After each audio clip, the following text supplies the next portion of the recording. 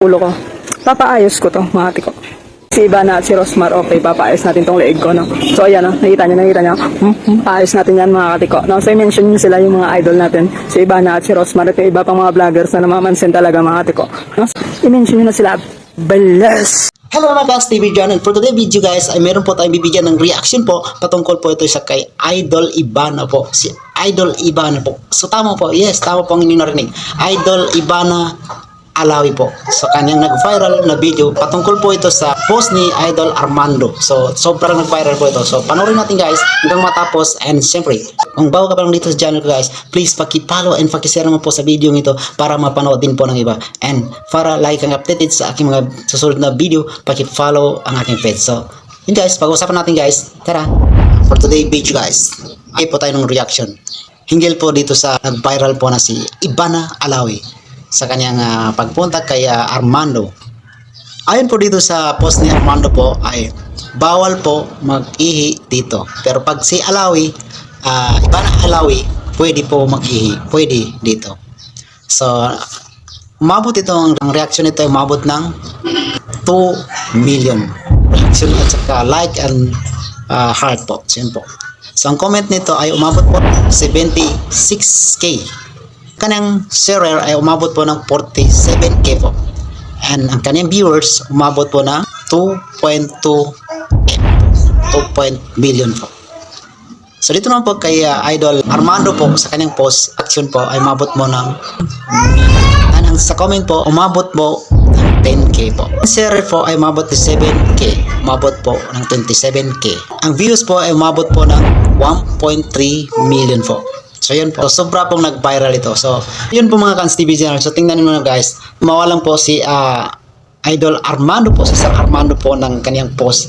So yun po, sa sobrang bait po ni Idol Ivana Alawi po. So talagang hinanap niya ito hanggang sa ito ay nahanap niya. So yun po nga guys, dahil marami rin po itong natulungan si Idol Ivana po, nagbibigay po ito ng mga tulong pang sari-sari, yung mga taong nahihirapan, alam niya na karapat dapat tulungan, tinutulungan ito. Hindi po ito nag-alilangan.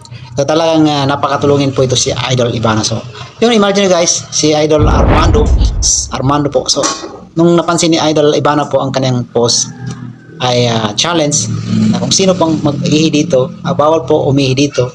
Pero pag si Ivana Alawi pwede. So yan po yun guys. Kita yun na guys, yan po. Natulungan niya si Armando po.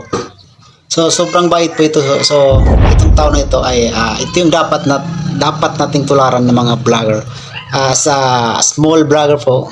So pangarap po natin, pangarap ko po kung ako po ay mag-success po. So yan po yung gusto kong gawin. Gustong tularan si Idol Ivana. Sabi natin guys, so napakabait po yan si Idol Ivana Alawi po. So sana po yan po yung tularan ng ibang mga lalaking content creator po. So tularan po natin si Idol. So sobrang napakabait po yun.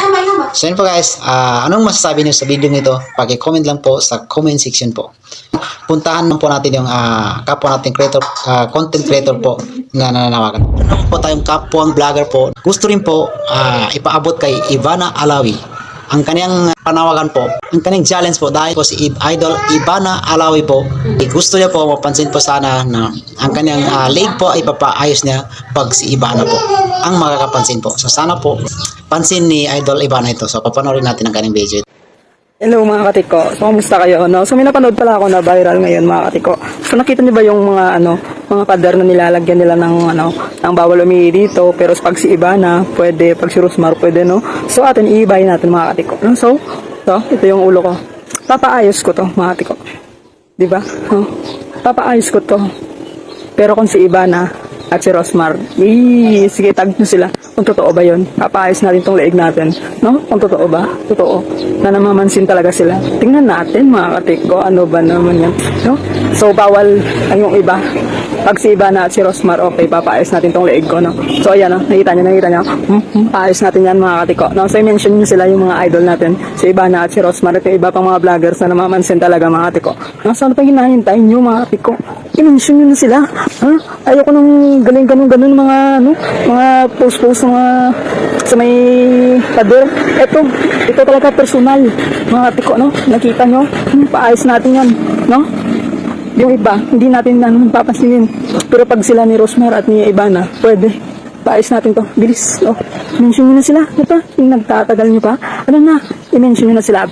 Balas! So yun po guys, hanggang dito na lang po ang video nito, and please paki-follow naman po sa page ko para lalo po tayong lalaki, and please paki-share and paki-follow, paki-subscribe na rin po sa aking YouTube channel po. So yun po.